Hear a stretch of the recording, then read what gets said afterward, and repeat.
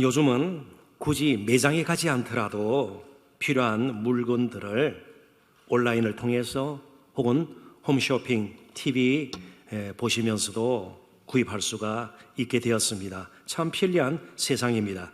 저도 그저께 인터넷을 통해서 주문한 책 2권을 받았습니다. 빨리 배송도 되더라고요. 정말 여러 가지 모양으로 전자상거래가 활발히 이루어지는 세상 가운데 저희들이 살고 있습니다. 한 가지 통계를 제가 소개를 하겠습니다. 미국의 세계적인 전자상거래 업체인 아마존이라고 있습니다. 이 아마존에서 취급하는 물품이 2018년 1월 현재, 그러니까 2년 조금 전 당시에 통계이죠. 그 취급하는 물품의 수가 5억 6,200만 가지나 된다고 해요. 엄청나죠? 그러니까 웬만한 슈퍼마켓이나 백화점이나 쇼핑몰, 거기서 파는 그 정도의 물품 수하고는 비교할 수가 없는 겁니다. 이것저것 온갖 것 다 팔다 보니까 이런 것도 팔아요. 한번 보시죠. 뭐까지 파는지. 애완동물용 관도 팝니다. 얼른 보면 성경책처럼 보이기도 하고요.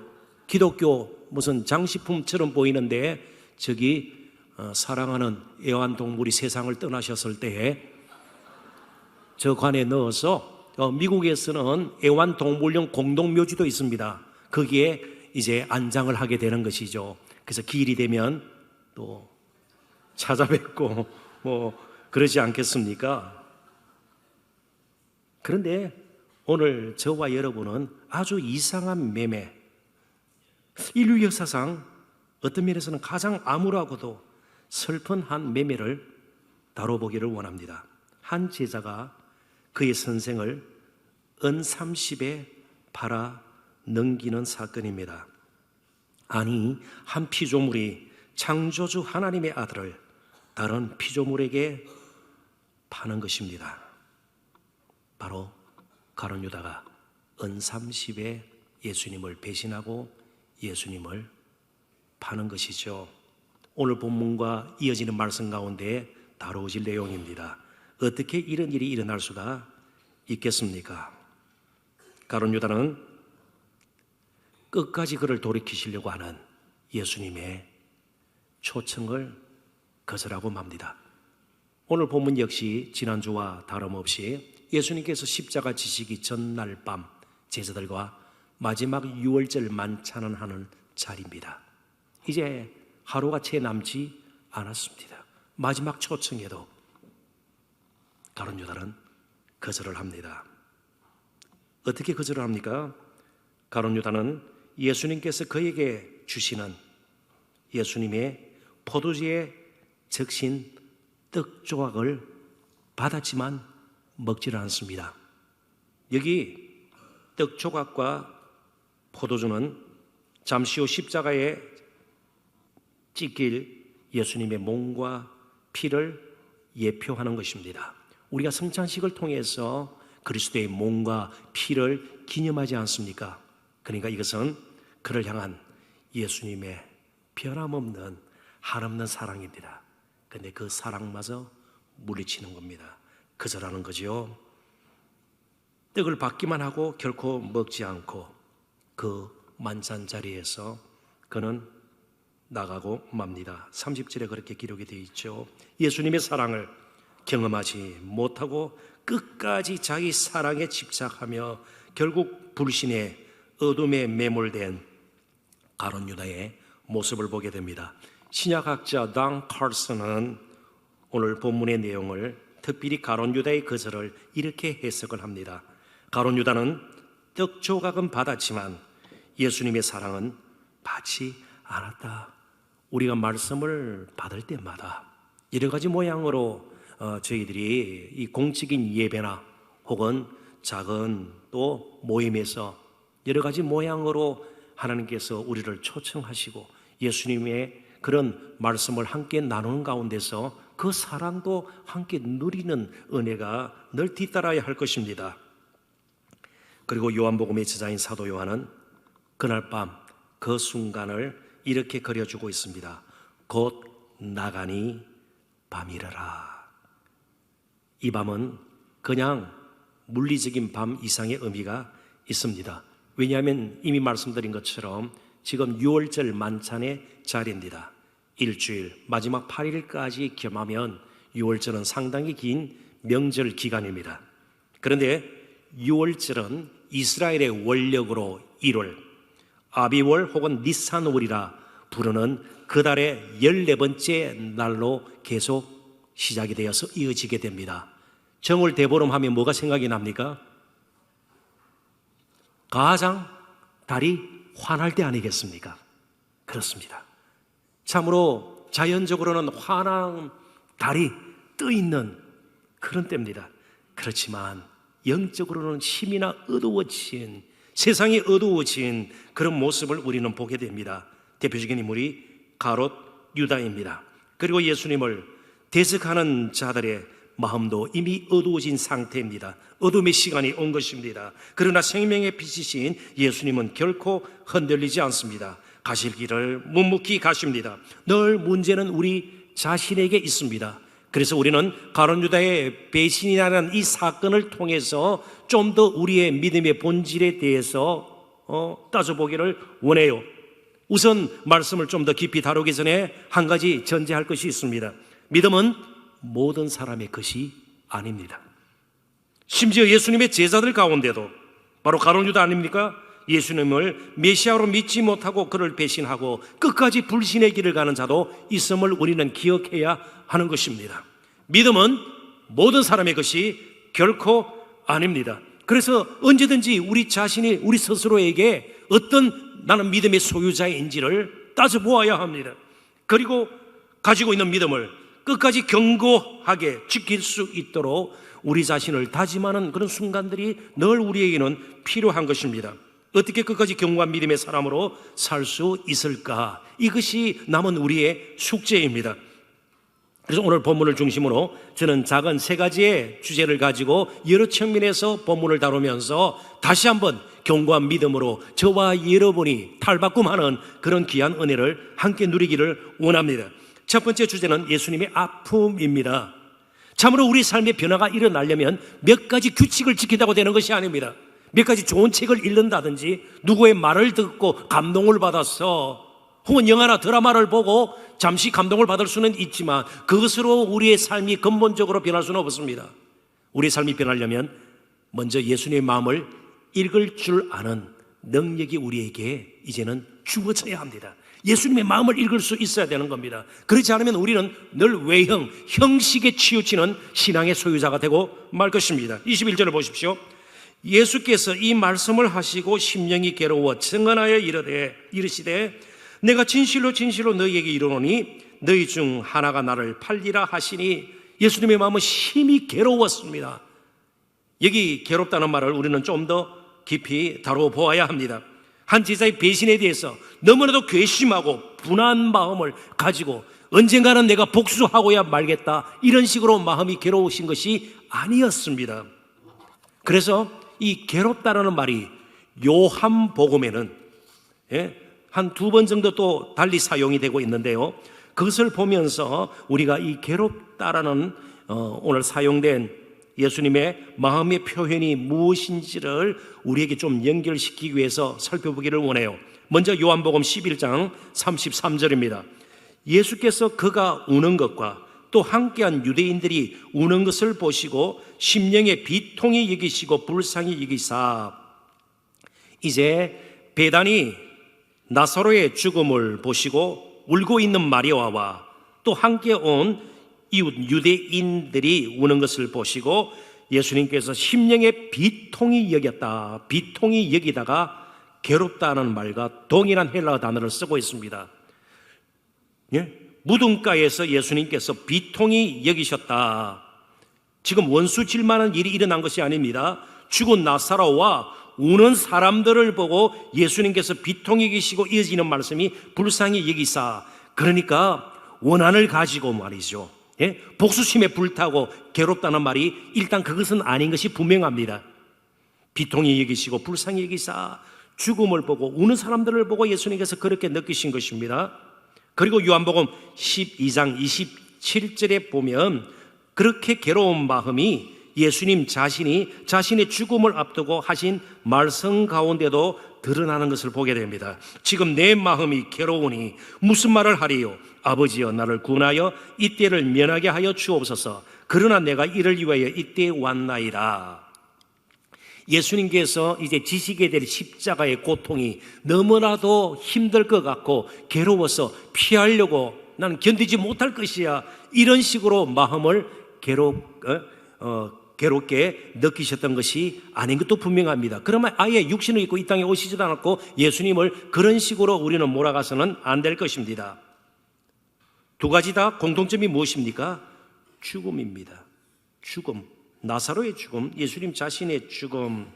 이제 풀이를 합니다. 괴롭다는 말은 예수님께서 죄의 무서운 힘을, 인생을 짓누르고 있는 죄의 무게를 예수님께서는 너무 아파하시고요, 고통스러워 했다는 겁니다. 나사로를 죽게 만든, 죽음으로 몰아간 그 죄의 힘, 무슨 가공할 만한 죄의 근세, 그리고 지금 가룟 유다를 그렇게 사정없이 끌고 가고 있는 그 죄의 힘을 예수님께서는 아셨기 때문에 나 외에는 이 죄의 힘을 꺾고 죄의 근세를 꺾고 사람들에게 진정한 자유를 주고 영원한 생명을 줄 수 있는 길이 없음을 알고 예수님은 마음 아파하시면서 자신을 보셨던 것입니다. 이 말은 예수님은 인간의 연약함을 보셨다는 겁니다. 우리에게 일어나는 일들, 우리가 보이는 모습에 예수님께서는 굉장히 때로는 붕괴하고 무시하고 저럴 수가 있는가 업심여기고요, 형편없이 여기고 그러지 않았다는 겁니다. 저럴 수밖에 없는 인간을 불쌍히 여기시고요, 그렇게 만든 죄의 힘에 대해서는 예수님께서는 붕괴하셨고요, 비상한 각오로 십자가를 지시기로 작정하셨고 그렇다는 겁니다. 이게 우리에게 주는 말이 무엇입니까? 우리를 달라야 해요. 누가 나에게 몹쓸 말을 하고 때로는 나에게 상처를 입히고 때로는 나를 무시하는 듯한 태도를 보이고 이럴 때는요, 어떻게든 안갚음을 하려고 해요. 견디지를 못해요. 당한 만큼 무엇인가 돌려주어야 속이 풀릴 것 같아요. 이게 세상의 방식이에요. 그렇지만 예수님께서 보여주시는 것이 무엇입니까? 예수님의 그 괴로움이, 예수님의 아픔이 보여주는 것이 무엇입니까? 오히려 당할 때 우리는 불쌍히 얘기해야 된다는 겁니다. 그럴 수밖에 없는 저 역력한 인생, 그렇게 해야 되는 것이에요. 나에게 무슨 말을 할 때에 그래도 자신의 존재감, 무엇인가 인정을 받으려고 하는 저 안타까운 모습을 보고 오히려 불쌍히 이길 수 있어야 된다는 겁니다. 예수님께서 그렇게 하셨어요. 자신을 십자가에 못 박았던 로마 군병들, 유대인들, 십자가에서 악담하고 저주를 털어놓지 않았습니다. 오히려 저들이 죄를 알지 못하나이다. 저들의 죄를 하나님 용서하여 주옵소서. 이런 감정으로 살아가는 사람은 오직 지구상에 저와 여러분밖에 없습니다. 오직 예수 그리스도의 사람들만이 당하면 당할수록 더 기도하고요, 당하면 당할수록 더 불쌍히 여기는 마음으로 가득 차게 되는 것이죠. 가룟 유다에게는 그런 마음이 없었던 겁니다. 예수님의 사랑을 받지 못했고 경험하지 못했기 때문입니다. 스스로 예수님의 사랑을 거절했기 때문입니다. 이런 종류의 마음의 괴로움이 우리에게 있어야 되고요, 이런 종류의 마음의 괴로움이 사실은 교회의 본질이 되어야 하는 것이죠. 가룟 유다의 문제가 무엇입니까? 한계가 무엇입니까? 그것은 끝까지 자기식으로 예수님을 따랐다는 데 있습니다. 3년간 같이 있었습니다. 그리고 가장 중요한 일 중에 하나인 동괴, 요즘으로 치면 재정을 맡은 사람이에요. 중요한 일을 맡았습니다. 그럼에도 불구하고 예수님을 따르기는 따르는데 자기식으로 따랐습니다. 예수님으로 인해서 변하고자 하는 생각을 조금치도 하지 않았습니다. 베드로를 비롯한 다른 제자들도 다 온전한 사람은 아니었습니다. 그러나 그들이 한계를 알았습니다. 넘어졌을 때에 자신들이 얼마나 연약한가를 알았습니다. 자신의 무지와 한계를 인정할 줄 알았습니다. 저와 여러분도 마찬가지입니다. 더 알아야 되고요, 더 변해야 되고요, 더 거룩해져야 되는 존재일 따름입니다. 이제 저와 여러분은 완전한 사람이 아니에요. 설교하는 제가 완전하기 때문에 여러분 앞에 떳떳이 서서 설교하는 것이 결코 아닙니다.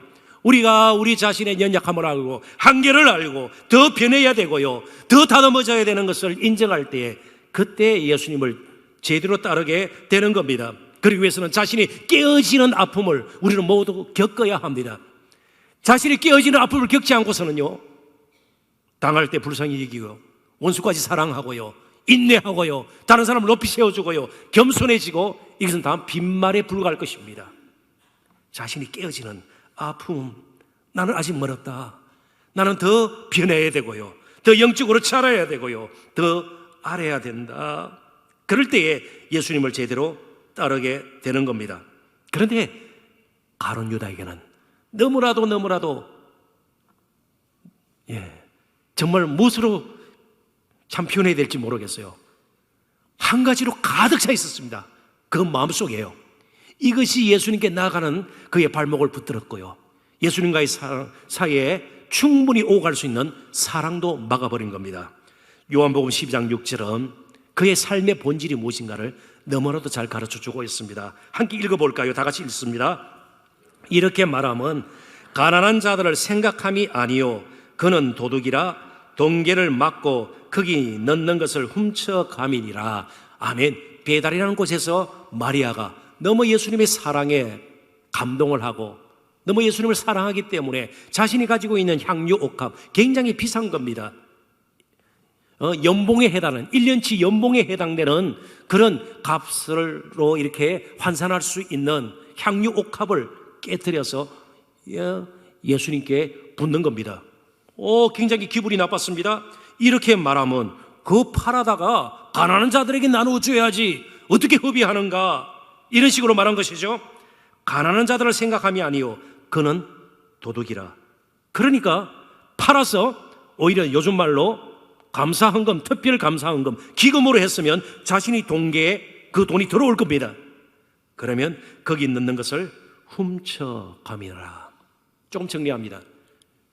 가룟 유다의 삶의 본질은요, 처음부터 끝까지 마음속 가득 돈에 대한 욕심밖에 없었습니다. 이게 많은 현대인들의 오늘 살아가는 삶의 본질이에요. 공부를 해도, 영화를 보아도, 뉴스를 들어도 결국 마지막에는 돈에 대한 욕심입니다. 그래서 예수님께서도 돈과 하나님을 겸하여 섬길 수 없다, 그렇게 분명히 지적을 하고 있습니다. 거의 하나님 수준의 자리까지 돈이 지금 숭배의 대상이 되고 있다는 겁니다. 가룟 유다는 돈에 대한 욕심으로 가득 차 있었습니다. 보이는 것이 돈이었고 모든 것을 판단할 때 돈을 통해서 판단을 했고요, 모든 것을 그가 하루하루 살아가는 동안 돈 외에는 달리 무엇인가 그가 생각할 겨를도 없었던 겁니다.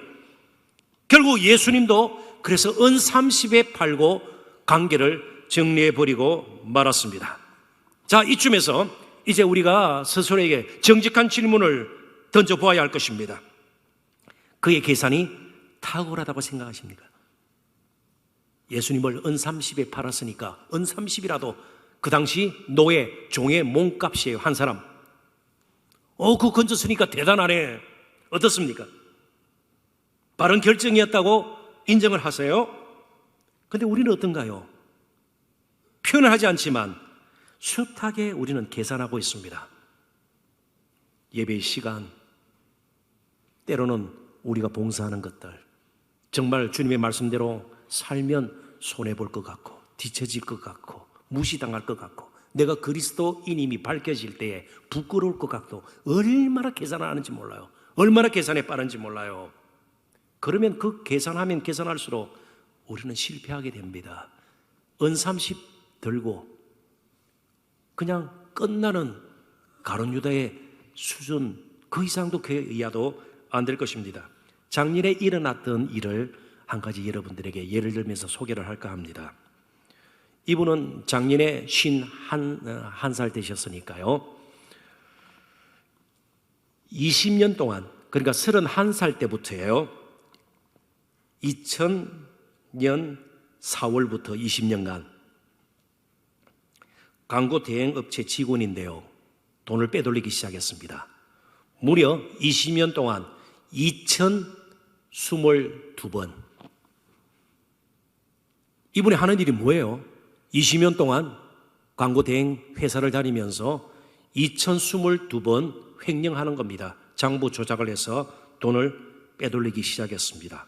20년 동안 502억 원을 횡령을 했습니다. 꼬리가 길면 결국 잡힌다고 말이죠. 발각이 되고 감사 과정에서 발각이 되고 결국 재판을 받고 20년형을 살게 되었습니다. 31살에 그 젊은 나이에 2,000번 넘게 돈을 훔쳐서 쓰고 20년 이제는 형을 살게 되었습니다. 경찰이 수사 과정에서 그 집을 방문을 했습니다.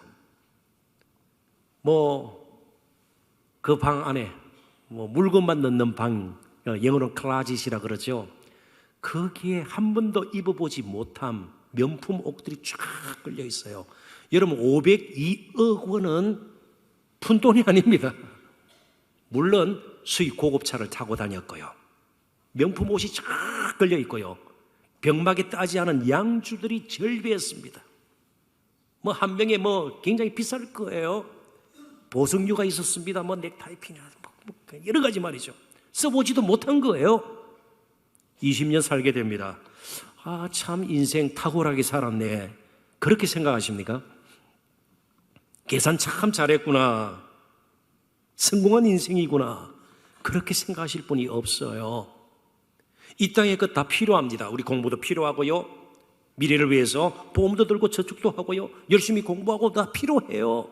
그런데 이 땅에 매여서 예수 그리스도를 모른 채 하고 사는 것은, 그러다가 영원한 죽음과 멸망에 처하는 것, 이거 성공적인 인생일까요? 탁월한 계산으로 정말 잘 사는 인생이 될 수 있을까요? 아닙니다.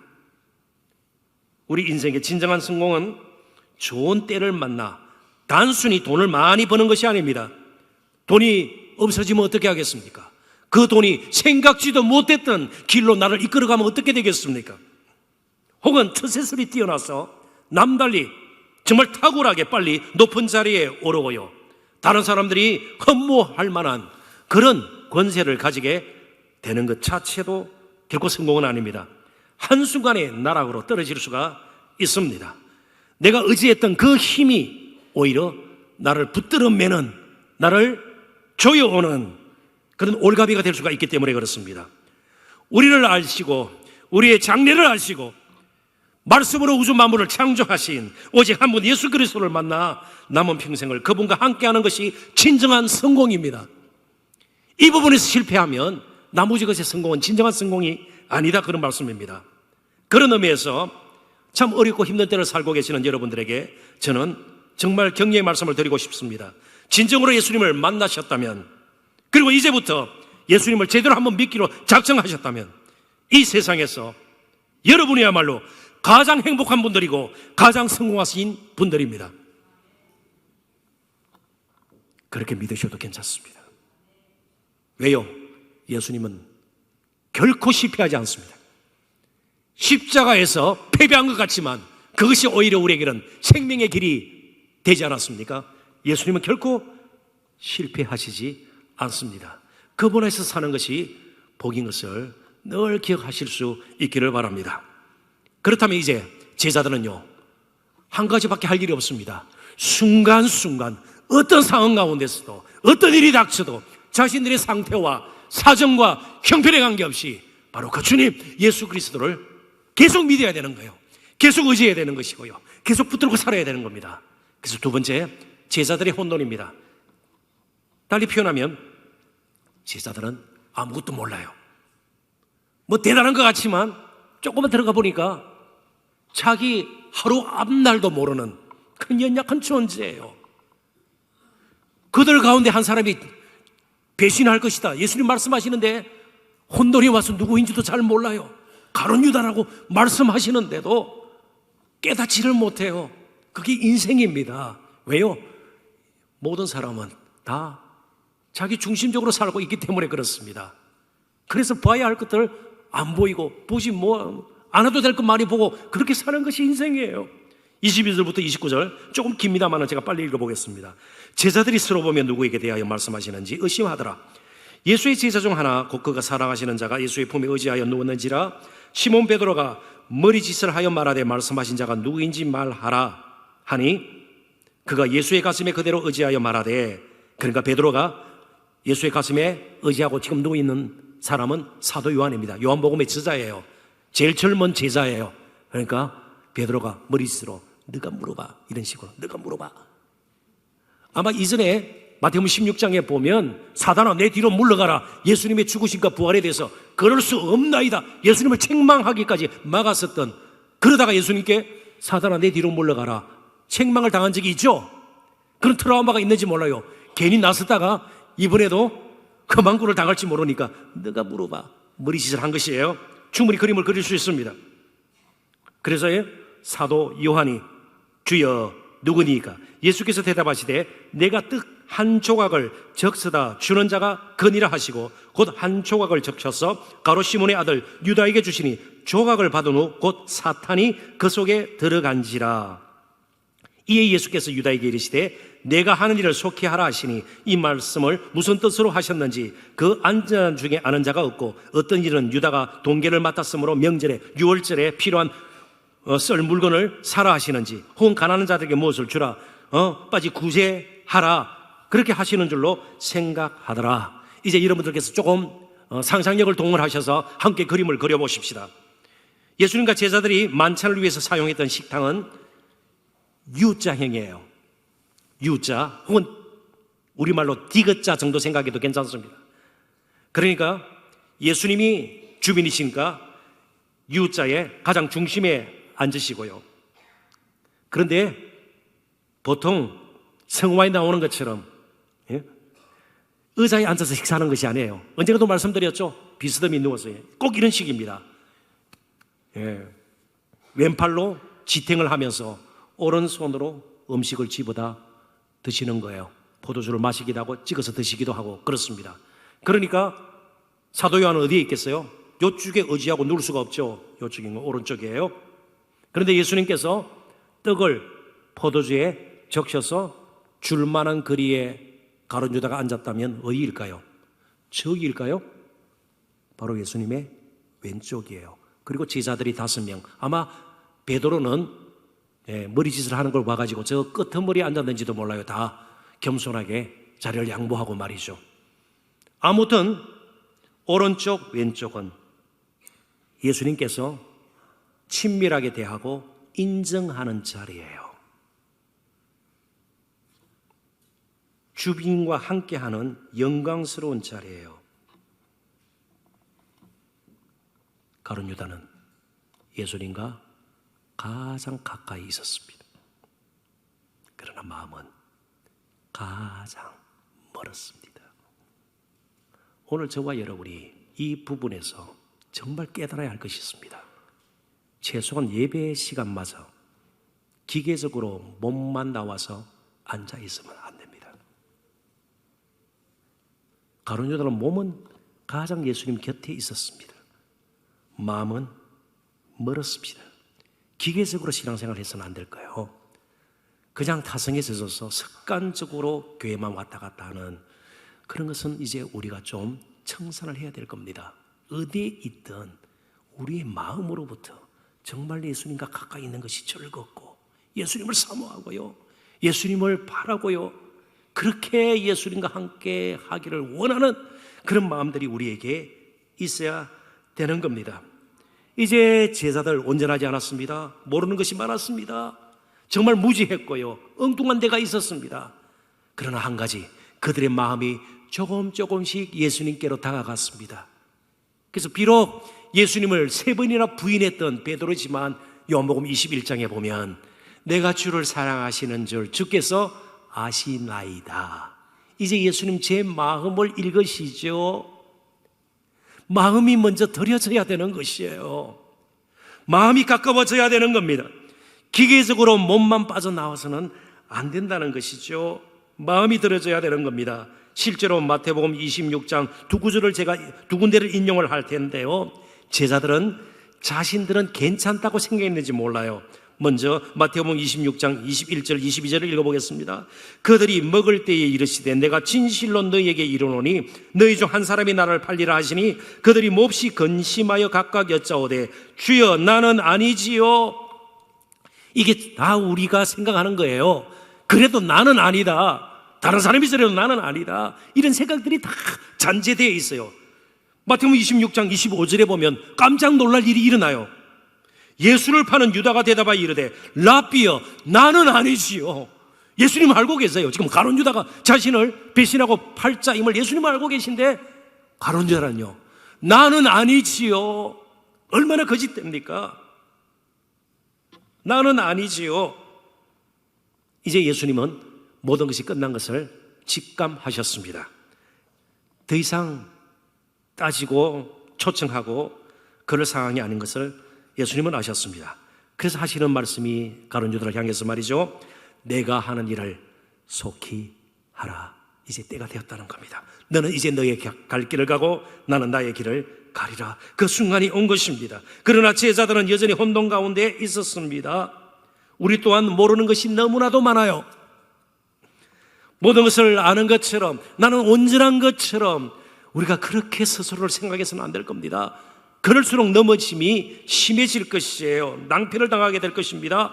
믿음은 더 이상 자신을 믿지 않는 것입니다. 자신을 무조건적으로 신뢰하는 것보다 더 어리석은 일이 없음을 알고 사는 것이에요. 믿음은 순간순간 모든 것을 아시는 예수님 앞에 정직하게 서는 것이고 그 예수님을 따르는 것입니다. 그분에게 내 인생을 맡기는 것입니다. 그분을 나의 새로운 인생의 주인으로 삼는 것입니다. 그분이 나를 다스릴 수 있도록 인생의 왕자를 내어드리는 것입니다. 그분을 왕으로 이제 모시는 것입니다. 우리 자신이 쌓은 성에서 나와 그분을 성으로 삼고 요새로 삼고 그분 안으로 들어가는 것입니다. 그리고 그분 안에서 참된 쉼과 평강과 진정한 기쁨을 누리는 것이 믿음입니다. 그러기 위해서 필요한 것이 무엇인지 팀 켈러 목사님은 잘 요약해서 우리에게 설명하고 있습니다. 한번 보시죠. 우선 당신의 의심을 의심하라. 회의를 회의하라. 왜 그것이 필요할까? 완전한 객관성이 당신에게 없음을 인정해야 하기 때문이다. 우리 모두는 자신에게 잘해주는 사람한테 잘해주려고 그러고요. 못되게 구는 사람을 잘해준다는 것이 참 쉽지가 않습니다. 아까도 말씀드린 것처럼 우리는 지극히 자기 중심적이에요. 객관성이 없어요. 그래서 함부로 예수님을 판단하지 말라는 겁니다. 복음의 사건에 대해서 함부로 이렇다 저렇다 말하지 말라는 겁니다. 그냥 하는 말 정도예요. 객관성이 사실은 없습니다. 이 믿음조차도 그래서 하나님께서 우리를 불쌍히 여기시고 주신 하나님의 은혜요 선물이에요. 그냥 믿게 된 것 자체가 우리에게 놀라운 기적이에요. 우리가 연구해서 분석해서 예수님 이제는 믿기로 작정하다 그것이 아니에요. 만세전부터 사도 바울이 고백한 것처럼 찬양한 것처럼 우리를 사랑하셔서 버려 마땅한 저와 여러분을 부르셔서 오늘 이 자리까지 이끌어 주신 것 그냥 감사합니다예요. 그래서 예수님 안에서 사는 것이 행복한 것이고 진정으로 즐거운 것입니다. 여러분 가룟 유다가 작정하고 한순간부터 나는 불신앙적으로 살겠다가 아니에요. 계속 돈 욕심에 이끌리면서 계속 불신의 길을 그가 걸어왔습니다. 가룟 유다가 갑자기 불신의 사람으로 변한 것이 아닙니다. 그리고 오늘 본문이 보여주는 것처럼 이제 사탄이 그 속에 들어옵니다. 완전히 지배한다 그런 뜻이에요. 사탄이라는 말이 요한복음에서 유일하게 등장하는 곳이에요. 여러 가지 틈이 있었다는 것이에요. 이미 금이 갔다는 겁니다. 오늘 저와 여러분도 마찬가지예요.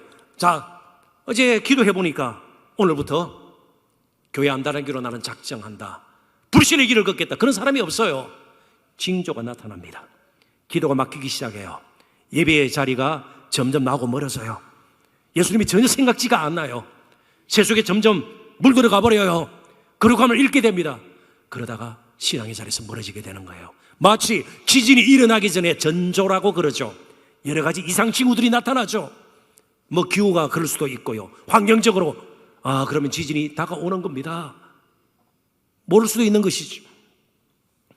그러니까 날마다 우리가 할 수 있는 건 한 가지밖에 없습니다. 순간순간 예수님 붙들고 살아야 돼요.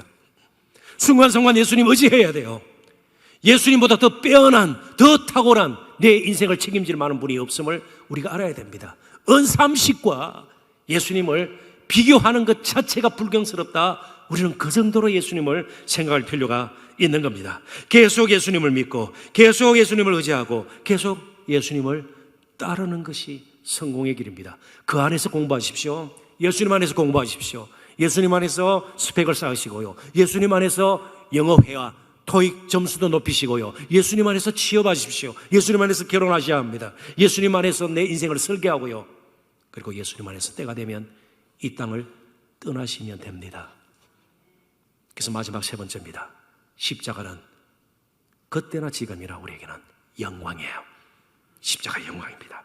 30절 또 읽어봅니다. 유다가 그 조각을 밟고 곧 나가니 밤이더라. 생명의 빛을 등지고 어두운 가운데로 들어가는 제자의 모습입니다. 앞으로 그의 운명, 그의 가는 길은 칠흑 같은 밤과 같은 그런 시간들, 날들이 될 것입니다. 더 이상 예수님과 함께 했던 그 아름다운 시간들, 그에게는 다시 돌아오지 않을 겁니다. 한번 그려보십시오. 은삼십을 속에 손에 들고 어두운 가운데 홀로 서 있는 그 가련한 인생을 한번 보십시오. 그리고 마지막 그의 선택이 무엇입니까? 결국 목매어 스스로 목숨을 끊고 맙니다. 그러나 예수님은 그 가운데서 더욱 빛날 것입니다. 십자가는 우리의 수치가 아닙니다. 오히려 어두운 가운데서 십자가는 생명의 빛을 발할 것입니다. 여러분, 우리에게 교회가 있음을 감사하십시다. 은삼십을 들고 외로이 어두운 가운데 있는 가룟 유다의 모습이 나의 모습이 결코 되어서는 안 될 겁니다. 때로는 감정적으로 부딪히기도 하고요. 때로는 못마땅한 것이 있고요. 낙심거리도 있고요. 시험거리도 있지만 그래도 우리가 한 교회 이루면서 이처럼 예배하고 교제하고 함께 찬양하고 함께 기도하고 그리고 주일이 되어 또 모일 수 있다는 것 자체가 복이에요. 그게 은혜예요. 정말 예수님 안에서 진정한 성공이 있습니다. 어떤 일이 있어도 예수님을 멀리하고 다른 것을 앞세우거나 더 멀리 가려고 애를 쓰거나 다른 것을 구하려고 헛된 수고를 하지 말아야 합니다. 절대로 공부하지 말라는 뜻이 아니에요. 사업하지 말라는 뜻이 아니에요. 예수님을 알기에, 예수님 안에 있기에, 우리가 예수님의 마음을 품고 정말 이 세상을 품어야 하기에 우리는 더 열심히 공부해야 돼요. 더 열심히 사업하고 많은 것을 취하고 구해서 나누고 베푸는 일 계속 감당해야 될 것입니다. 오직 예수님 안에 진정한 성공이 있고 믿음으로 사는 것보다 더 행복한 것은 없음을 늘 기억하고 이번 한 주간도 아니 남은 평생도 그렇게 사시는 저와 여러분 되시기를 주님의 이름으로 축원합니다. 기도하십시다. 하나님 아버지, 은혜와 사랑을 진심으로 감사합니다.